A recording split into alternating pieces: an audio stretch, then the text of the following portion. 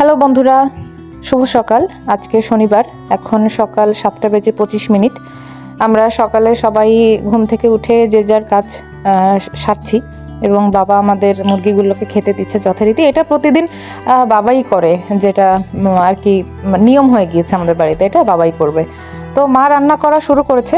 আমি গতকালকের ভিডিওতে দেখিয়েছিলাম আমাদের রান্নাঘরে একটু প্রবলেম হয়েছে, সেজন্য মা বাইরে একটা চুলো বানিয়েছিল টেম্পোরারি, সেখানেই মা রান্না শুরু করেছে এবং আমি ঘুম থেকে উঠে কিছু কাজ কমপ্লিট করে ভিডিও শুরু করেছি। তো আপনারা দেখতে থাকুন, আজকের ভিডিওতে অনেক নতুনত্ব পাবেন এবং আমরা আজকে সারাদিন অনেক আনন্দ করে কাটিয়েছি। সব কিছুই আপনাদের সঙ্গে আজকে শেয়ার করছি, তো দেখতে থাকুন ভিডিও।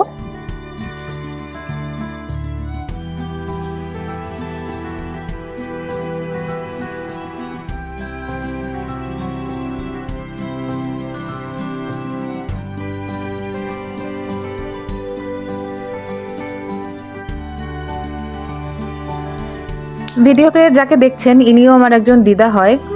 তো ইনি হচ্ছেন কবিতা দি। আমাদের যে পাড়াতে আমরা থাকি এখানে খুবই ফেমাস। তার আসলে অনেক গুণের কথা বলে শেষ হবে না। তার গুণ আমি দেখাবো আপনাদেরকে মাঝে মাঝে।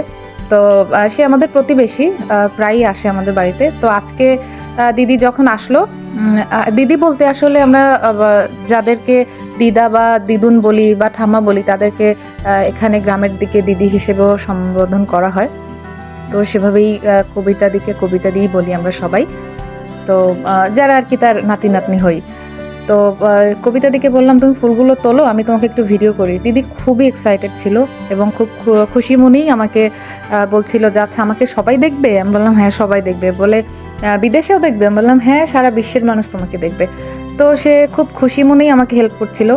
তো এই ভিডিওর সময় সে অনেক কিছু আমাকে বলেছে, কিন্তু সেগুলো আমি আনফর্চুনেটলি আপনাদের সঙ্গে শেয়ার করতে পারছি না, কারণ আমি তো সম্পর্কে নাতি বউ। আমার সঙ্গে আসলে অনেক ধরনের আর কি শেয়ার করতে পারে এবং করেও। যাই হোক, তো ইনি হচ্ছেন কবিতা দি।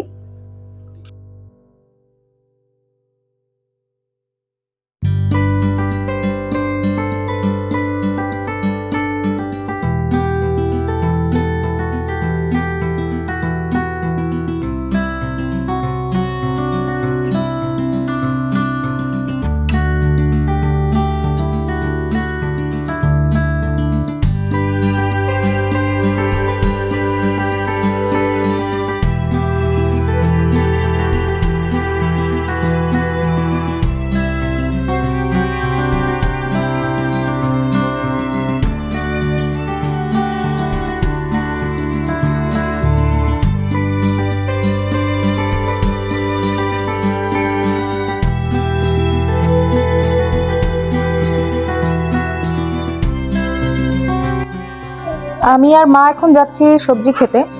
আমাদের বাড়ির ঠিক সামনেই আমাদের আরও একজন প্রতিবেশী আঙ্কেল আছেন। উনি সবজি ক্ষেত করেছেন ওনার জায়গার উপরে, যেহেতু উনি এখন ওখানে থাকেন না, জায়গাটা ফাঁকা পড়ে থাকে, এজন্য উনি এটাকে খুব সুন্দরভাবে ইউটিলাইজ করে। তো আঙ্কেল আমাদেরকে সবসময়ই তার ক্ষেতে সবজি দেয় খাওয়ার জন্য। তো সেভাবেই উনি আজকে আমার ভিডিও করা দেখে বলছিল যে তুমি আসো আমার ক্ষেতের ফসলগুলো তুমি একটু দেখাও সবাইকে, বা তুমি একটা ভিডিও করো। তো সে খুব উইলিংলি আমাকে এটা অফার করলো, তো আমি সুযোগটা মিস করিনি। তো এটা হচ্ছে সেই সবজি ক্ষেত, যেখানে বিভিন্ন রকম সবজি সারা বছরই তিনি চাষ করেন। তো আমাদেরকে আজকে অনেকগুলো শিম খেতে দিয়েছেন তিনি, যে এগুলো তোমরা নিয়ে যাও। তো সেগুলোই আপনাদেরকে দেখাচ্ছি। সব কাজের মাঝে আসলে চা না খেলে আমার মনে হয় যে সারা দিনের মধ্যে প্রাণের সঞ্চালন হচ্ছে না আমার। তো আমি যেহেতু চা সবসময়ই খেতে ভালোবাসি, চা পান করতে ভালোবাসি, এবং আমি আমার শ্বশুরবাড়িতেও সবাইকে সেরকমটা অভ্যাস করিয়ে ফেলেছি অলরেডি। তো এই চা বানাচ্ছিলাম, ঠিক তখনই আমাদের পাড়ার আরেকজন কাকিমা এসেছেন। তো কাকিমাকে বললাম যে আপনি বসেন, আজকে আপনাকে একটু স্পেশাল দুধ চা বানিয়ে খাওয়াই। তো যাই হোক, চা বানাচ্ছিলাম সবার জন্যই।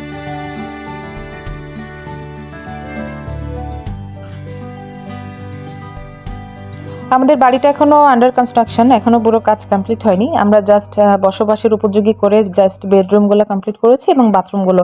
এজন্যই আমাদের কিচেনটা এখনো এলোমেলো। তো যাই হোক, এভাবেই আমরা সুখী। তো যতটুকু পেয়েছি, যেভাবে পেয়েছি সেটা নিয়েই আমরা খুশি থাকি।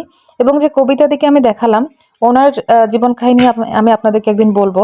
উনি এত অল্প পেয়েছে জীবনে, এত অল্প নিয়ে উনি থাকে, কিন্তু অল্পতে উনি এত খুশিভাবে থাকে, এত খুশিভাবে উনি বেঁচে থাকে। তো সে গল্প আমি আপনাদেরকে একদিন শোনাবো। তো যাই হোক, চা বানিয়েছি, আমার এক কাকিমা শাশুড়ি এসেছেন, তার জন্য চা বানিয়েছি, চলুন আপনাদেরকে দেখাই।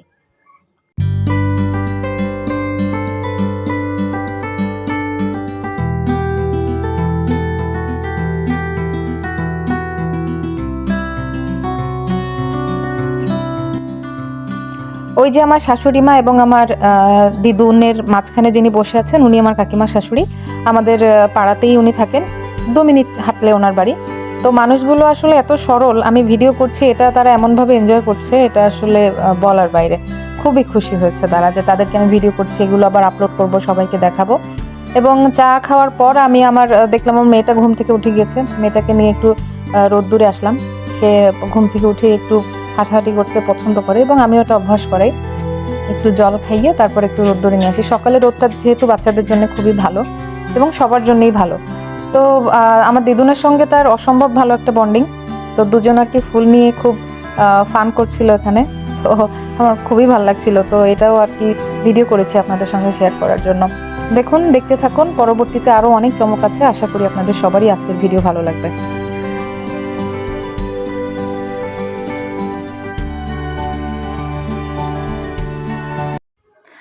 এখানে আমার মা আজকে মাছ ধরতে এসেছে। সে ছোটবেলায় কম বেশি মাছ ধরেছে, কিন্তু প্রফেশনালি সে ওভাবে পারে না। তো আমরা আসলে ফান করার জন্যই এই প্রোগ্রামটা আজকে করেছি, যে আজকে চলো সবাই চেষ্টা করে দেখি মাছ ধরা যায় কিনা। তো দেখুন, সামনে অনেক মজা আছে।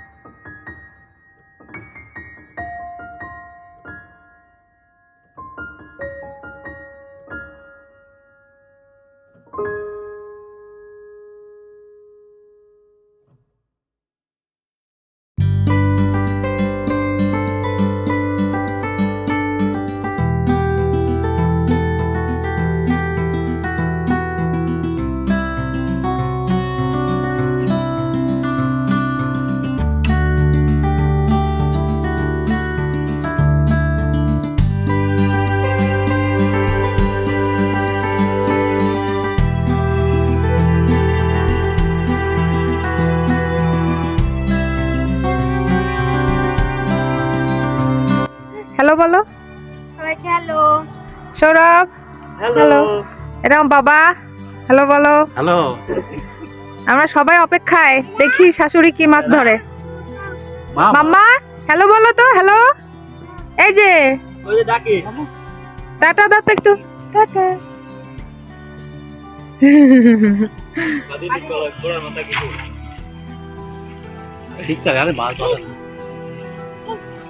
এবারও ব্যর্থ চেষ্টা, সমস্যা নেই, আবারও হবে।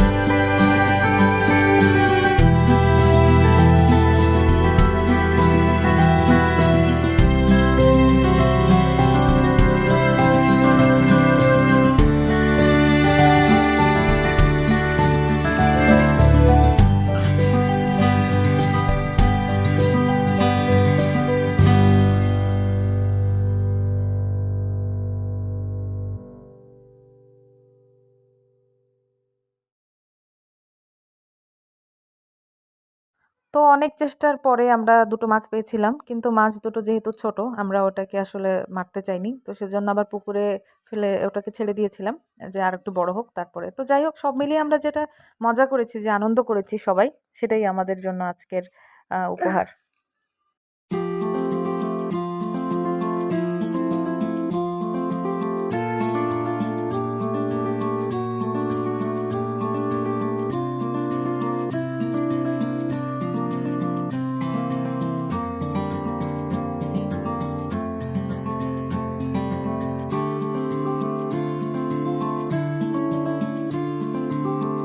এখন দুপুর 2:30।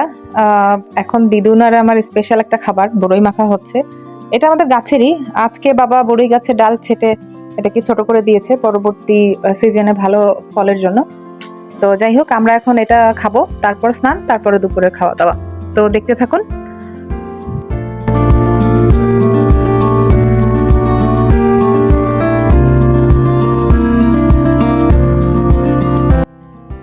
আজকে আমি আমার ভিডিওতে আপনাদেরকে বলেছিলাম আমার শাশুড়ি মায়ের গান আপনাদেরকে শোনাবো। তো অলরেডি তার গানের দল চলে এসেছে, তো চলুন আমার শাশুড়ির গান শুনি।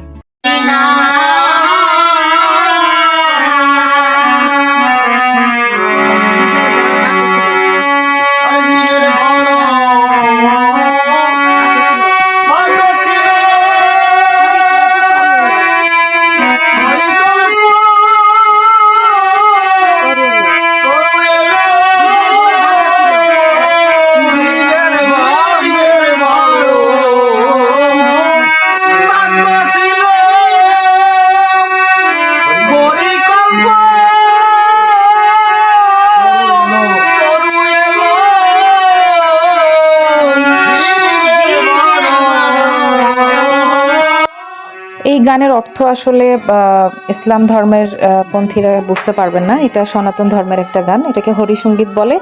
তো এই আমার শাশুড়ির গানের দল, এখানে আরও অনেকেই আছেন কিন্তু আজকে অনুপস্থিত, তো সেই গানগুলোই তারা নিজেদের মধ্যে প্র্যাকটিস করছে। তো যাই হোক, আজকে এ পর্যন্তই। সবাই সুস্থ থাকবেন, ভালো থাকবেন। আগামীকাল নতুন ভিডিও নিয়ে আবার চলে আসবো, আমাদের সঙ্গেই থাকবেন এবং চ্যানেলটি প্লিজ সাবস্ক্রাইব করবেন। Thank you.